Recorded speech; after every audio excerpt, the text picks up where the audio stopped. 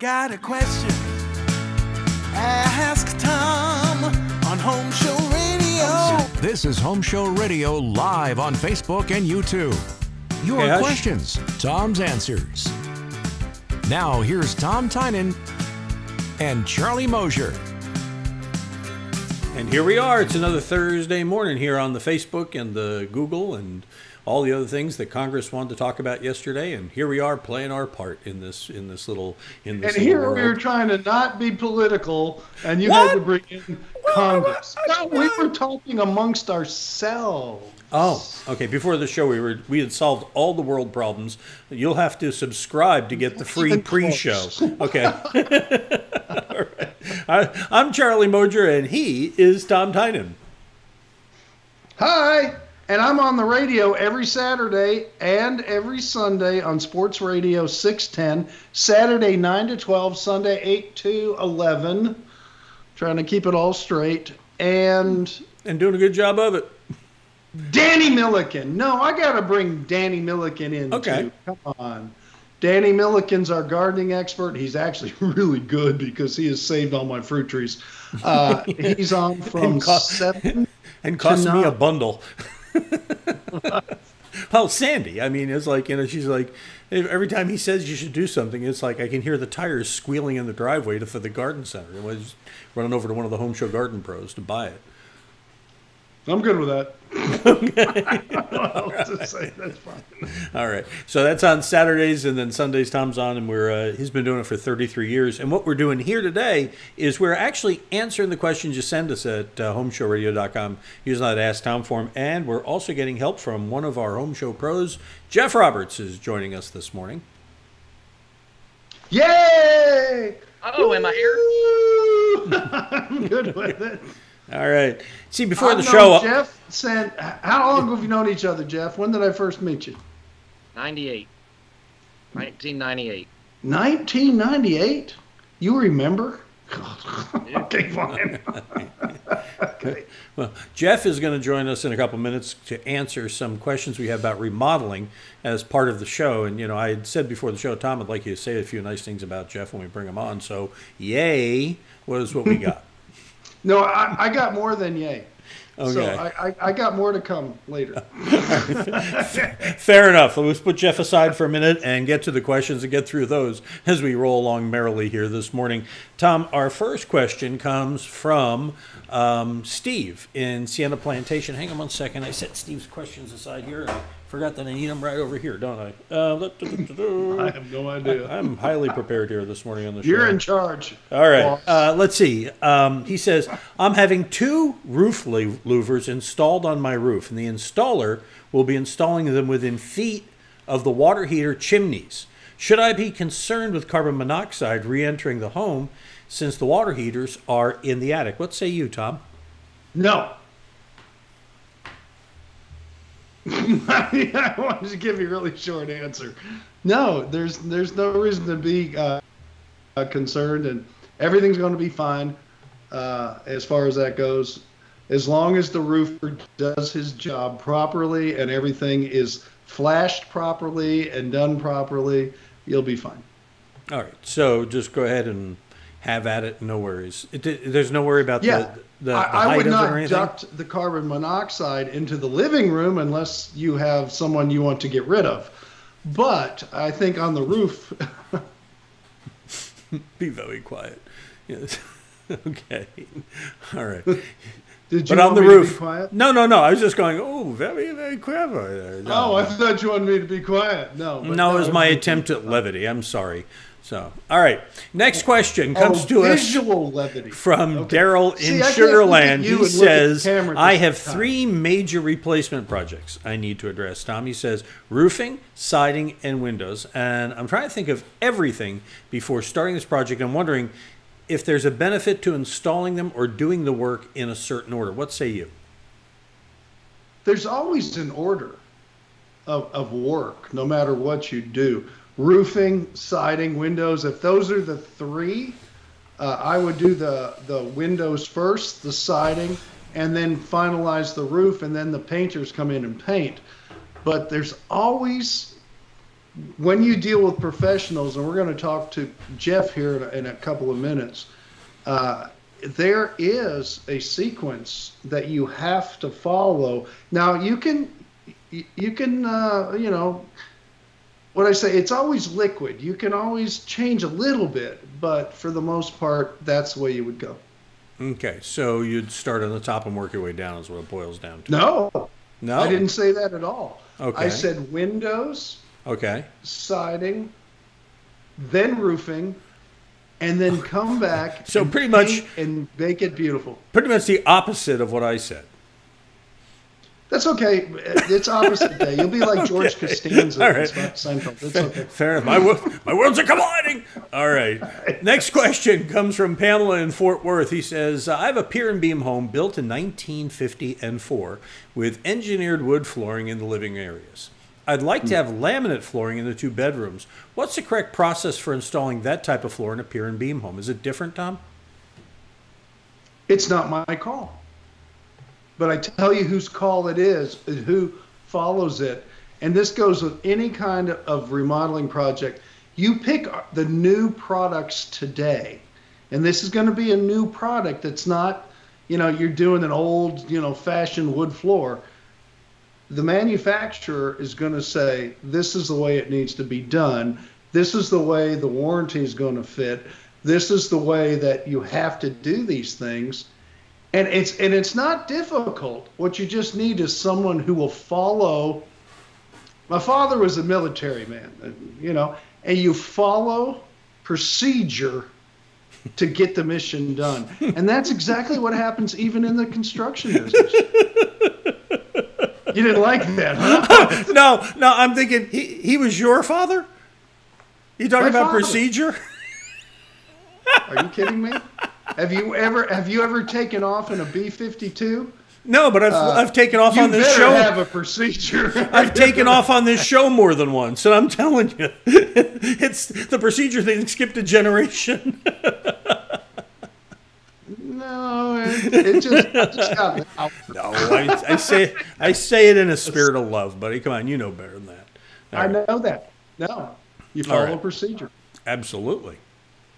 And so the next thing in our procedure here this morning is Jeff Roberts. He's one of our home show pros. If you're looking for our pros, by the way, they're right there on our homepage. As you can see, you scroll down and we go over and there's the Trifection button. We click on that. It opens up the Jeff Roberts button. There's Trifection. So you can send him questions, contact him or whatever, or you can see his pretty mug right there on your screen. Good morning, Jeff. Welcome to the program. Good morning. Thank you. We have Jeff is... you are busier than get out right now getting ready for Christmas, I'm assuming. Absolutely. It's that time of year. We just need the colder weather. Oh, you want it to be cold? It's going to be August, Jeff. I mean, come on. I can try, but that's not going to happen. Please try. Well, the point I was making is that if you want it done for Christmas, right now's the time to be calling Jeff. That's right. It's that time of year. So, okay, I want to tell you, we just went through a build-out at Texas Southmost College. They said it was going to be 6 weeks. It was about 5.5 months. We're finishing this week. People need to realize when you get into a big project, and I know, Jeff, that's what you do. It takes some time. Just the planning part takes time to start with, even before you get into the project. Yes. Well, we have a bunch of questions we got, Jeff, from our listeners across the fruited Home Show Radio plane, and we'll get right to those now. First one comes to us from Jimmy and Connor. He says, we just got a bid to redo the face of all our cabinets in the kitchen and the living room, and I wonder if it would be cheaper to replace them all. How do you decide something like that? Well, we'll start with the cheaper part. There's different qualities of everything. So you can have cheap refacing and you can have not cheap refacing. You can have cheap new cabinets. You can have not cheap new cabinets. But what it really boils down to, if you just want to be apples to apples, is yes, it's less expensive to reface than to get new cabinets, same quality, because refacing doesn't cause you to have to tear out the countertops. It doesn't make you tear out the backsplash. You don't have to do all the peripheral work to get refacing done. You can do just refacing. But if you get new cabinets, you're getting a whole new kitchen. Jeff, when I met you, you said 1998. 1998. And it looks like your beard took that long to grow from 1998. Yeah, Charlie didn't. He didn't see that coming at all, but I was going to work that in. And you've refaced my kitchen, and you don't use just thin veneer. I mean, you guys use skin. You always called them skins to me, and they were finished in your shop before they even came into my house with a lacquer finish, which I appreciated, or maybe it was a different finish. I didn't know. But do you still do that? Are you still in the business of doing those kind of things? Absolutely, and we still use the skins. They're real wood with a laminate type back that doesn't let the lacquer, and it is lacquer. You were right. It doesn't let the lacquer penetrate through and release the contact cement that holds the wood onto the cabinet. It also doesn't let the contact cement bleed through and ruin the finish. That's what that laminate back does, and it is real wood. And but I also want to add, it doesn't stink up a house that someone's living in. That's the part I was concerned about, because if my wife was going to smell all that lacquer while you were spraying it, it would have been a mess. Yeah, we do not like to spray lacquer in a house. I mean, we avoid it like the plague for many reasons. It's not safe. No, it's not. That's what's so impressive about how you do that, because most companies will start spraying. Sure. Yep. Jeff, is there that process that you use, that thin veneer that you put on when you're facing? Don't call it thin veneer, Charlie. It's a skin. Tom just Charlie, we just talked about this. This is real skin. Uh-oh. That's two. His question's that's all messed twice. up now. That's twice. That's twice. I've not heard what you said. You know, Jeff, what you don't know is that at this end, see, I'm running the show here. I got all these buttons I got to push here, and every now and then I get a little distracted running the show. But anyway, question I was going to ask you about your skin is this something that's not everyone who does refacing uses? I mean, is this a grade or a quality of it that is a trifection thing? As far as I know, when I go purchase this, I'm the only company that buys this stuff. They don't stock it. I have to special order it, and they've told me I'm the only carpenter, cabinet maker, nobody else buys this. Yes. Wow. You know, Jeff, people don't realize it because they just look at the little veneers and stuff, but it's pretty rare to have someone. I've seen the skin, as we say, get on cabinets, and you make the door fronts, you make new drawers, you do this. It's pretty impressive, but it is just really impressive. I said but, Charlie, and not with two T's. But it's impressive what you do with that. He's trying not to laugh. Our next question comes from, moving along. Next question comes from Tracy in Meyerland. She says, I'm getting ready to remodel my master bathroom, then the kitchen. She wants to know what material, Jeff, you'd recommend for countertops. She obviously wants something that's low maintenance. Well, everybody wants low maintenance, and that doesn't mean you don't have to clean them. Okay, and a lot of people know low maintenance means it's gross if you don't clean them. They don't want to clean them. And you know what I've found is when I'm just pertaining to maintenance right now, the way that people care for their countertops pretty much determines what the maintenance is going to be. Okay. If they abuse their countertops, if they don't use the right kind of cleaners, they will destroy whatever type of finish that was on that countertop. If it's a granite countertop with a sealer, you destroy the sealer, it needs maintenance. It's got to be resealed. If you culture marble countertops, they're very inexpensive, but if you care for them right, they're low maintenance. They'll last forever. They have a gel coat on them. But if you scrub that gel coat with something abrasive or use a product that breaks down the gel coat, you've ruined it.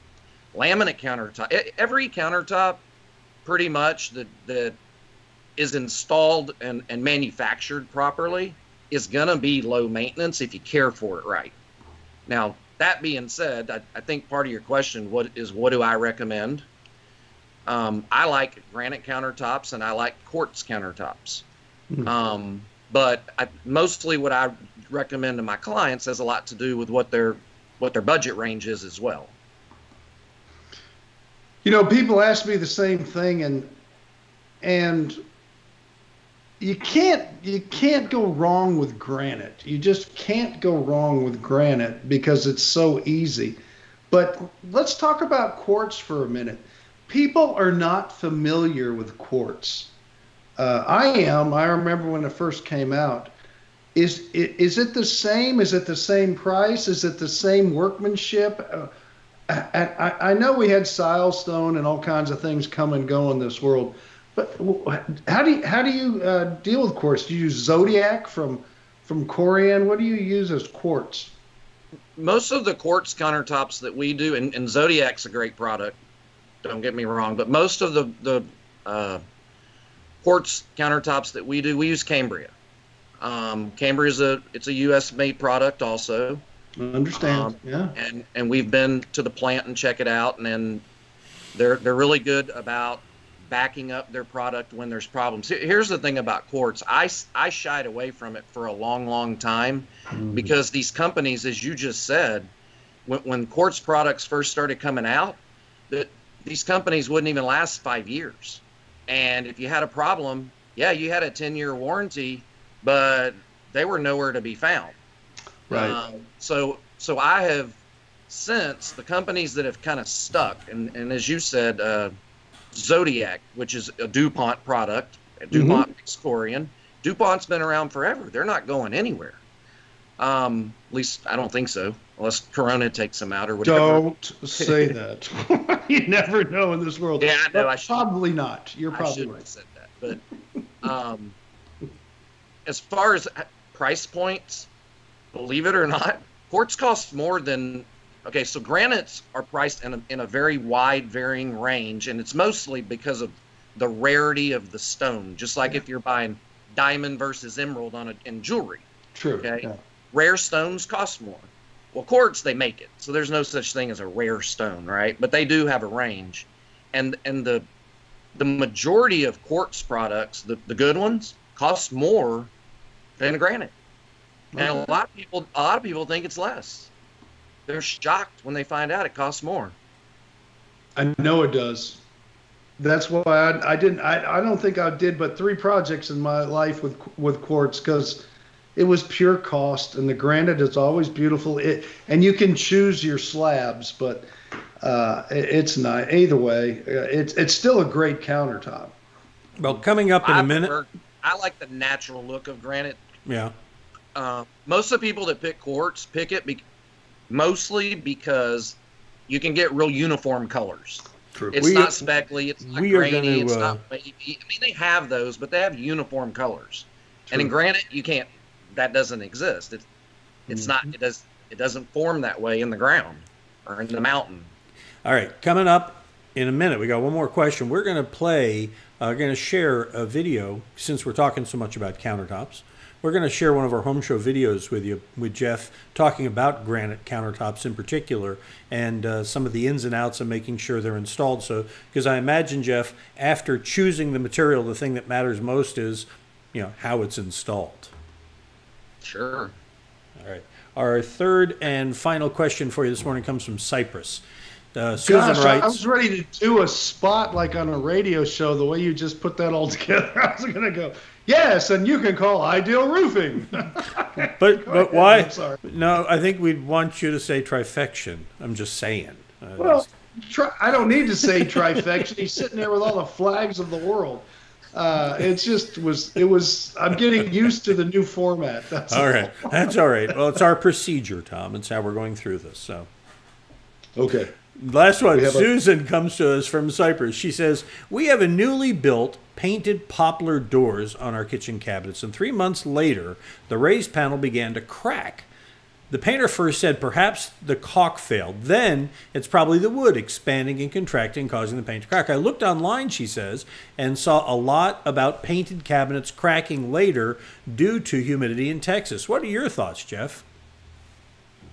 Well, that's a great question. So before I get off on that, I just want to say we build cabinets. We have a cabinet shop. Trifection does. And we do stained cabinets and we do painted cabinets. And I walk through with all my clients the drawbacks to painted cabinets. And this is one of them, okay? Real solid wood, which is what our cabinets are made out of, even though that tree's been cut down, that wood is, I mean, it's dead, but it's breathing, it's living, it's expanding and contracting, and that is what it will do. Plywoods, they're much more stable. The way they're put together, they're engineered wood, and they're meant to be stable, and they don't move and swell unless they get wet, right? You soak a piece of plywood, it's going to swell up. But just in normal humidity, changes in temperature and changes in humidity, wood is going to change form and shape. And so, yes, if you paint a cabinet and it's a raised panel cabinet with a frame, and that frame is inset into, I mean, the panel is inset into the frame, it's constantly moving with temperature change and moisture change. And you caulk that joint over time, it's going to come apart. And the paint line will crack. And especially if it's anywhere near an AC register where you got cold air blowing directly on it or hot air blowing directly on it in the winter, those temperature differences will cause that to happen. And there's nothing you can really do about it. It's going to happen. That panel's going to move and it's going to crack the paint. Charlie, it comes down to you, and people listen to the show. The caulking you use is really important because some caulking will not even hold up for 6 months with something like that. But yeah, it's true. Exactly what you said. But wood is wood. You can't make it any stronger. You can't make it any weaker. It is what God gave us. So you would say in her case, then it's best just to go ahead and stain it and not paint it. I mean, but now that they're painted, I guess she's kind of stuck, Jeff. I mean, it's hard to unpaint a cabinet. I mean, you could strip the paint, but no, you just get new doors at that point. Don't go through all that. If you don't caulk the joint, as Tom was talking about, there's good caulk and there's not good caulk, like there's good everything. Okay, some people say use silicone because it will move. Well, you can't paint silicone. No, you can't. Paint doesn't stick. And the type of caulk that you're supposed to use in this type of application, it doesn't get rigid, but it's not flexible either. It's not meant to hold up to movement. It's meant for it goes there, it lasts, but don't move it because it'll come loose. So you can caulk the doors without painting them. I'm sorry. You can paint the doors without caulking them. Then you don't have the issue of the caulk. But you got to have a really good painter that knows what he's doing when he's spraying so that he gets the paint into the groove and you don't see a what I call a dry joint where you don't see unpainted wood inside. That helps if you got a painter that knows how to do that. It's a shame, Jeff, that you're not more passionate about this.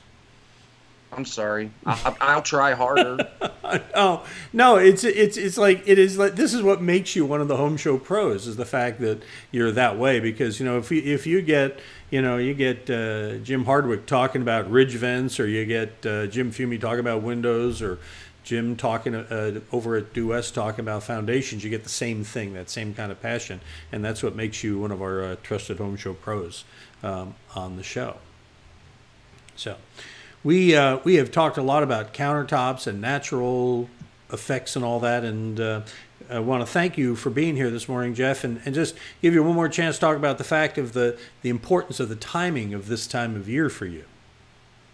Well, this time of year, and especially with so many people staying home, over the last few months, this time of year, if you want to have a remodeling project ready for, generally speaking, the holidays, Christmas or New Year's, this is absolutely the time of year that you have to get going, and going means calling us and letting us talk to you and start the planning process, because even small projects take time to plan and order materials and get things, and right now ordering materials with manufacturers have been shut down, and lots of things are out of stock right now, and if you don't get in line now, the end of the year, holidays, when people really like to have their new kitchens and family and everybody over, it'll be too late. I mean, now's the time that you have to do that. Well, we're seeing that even when you order something from Amazon, it takes longer. Things just are moving a little slower because there's less people in the pipe and things. So that's a good point. I hadn't thought about the supplier angle of it, Tom. Oh, it's big. It's huge. What's happening right now with the suppliers? Have you been reading, Tom, about the lumber supply right now? No, I haven't heard that. Is there a problem? Are they not milling? They're not milling, and it's almost impossible to get treated right now. Really? Yeah. The stock, what everybody had, is gone. No, sir, I did not know that the treated lumber is not. That means fences and stuff. You don't really do fences and things, I know, but that's big time. Wow. I'm gonna look into it, but that's big time. What about granite? Some granite's in good supply. Well, he said it comes out of the ground. Then he said it came out of a mountain. So I don't know which is different, the ground or the mountain. But I think a mountain is the ground, right? Okay, last time I checked, it does. It tends to get in the way of things like airplanes and stuff. So I'd call it the ground. So there it is. All right. So Jeff, I appreciate you being with us. Thanks for carving time. I know you had to rearrange your schedule a little to be with us this morning. I appreciate you going to that kind of trouble being with us, and thanks for being a Home Show Pro, of course. And we're going to part here with a video. I don't remember if you remember this one. We did this one about the granite countertop in your fabricating shop, because you talked about the importance of a natural material and take good care of it. But I think the thing you didn't really talk much about was the importance of how it's put together in the fabrication process. And so we're going to take a minute here and watch that here. And then Tom and I have a little goodbye here on the other end. So Jeff, thanks a lot for being here with us this morning. All right. Thank you, guys. I love coming and talking with you. All right, brother. I'll talk to you again. All right. There's a lot of wear and tear that could be happening in our chaotic family. So something durable, something natural, but something clean and contemporary. The perfect countertop lies inside this piece of granite. It's very important to have made up your mind that you love your granite before the first cut's made. That can be tough. No two pieces of granite are the same. There were just so many choices. I think that would be it. There were just so many choices to select from. Not just colors, edges too. The guys that are fabricating those edges, they're doing it by hand. And it takes a steady hand and a lot of time. There's no hurrying through it. We wanted granite all along. We've always had granite countertops and we've always been happy with them. Once the granite leaves the fabricator shop, it still needs steady hands. Everything is cut oversized so that when they get to the house, they can then fit it perfectly. This granite has come a long way. Now it comes down to one detail. A bad seam can run a really, really good job. Remember this? We wanted one large slab to be there with a continuous flow. Choose the right granite. Trust it in the right hands, and the results will be one of a kind. As long as you buy a high-quality stone and it's sealed properly from the beginning, it lasts forever. It's beautiful. It's beautiful. I love it. Trifection installed granite countertops in my home, and they're perfect. That's just one reason They're a certified Home Show Pro. For HomeShowRadio.com, I'm Tom Tynan. Go. Good. Ladies and gentlemen, I'm Tom Tynan, and remember, listen to me every Saturday and Sunday on Sports Radio 610. You know why? Because I want to help you. I really want to help you get through the survival of owning a home. And it's somewhere you can go. We're live every weekend, Saturday 9 to 12, Sunday 8 to 11, and I will be here for you. Got a question?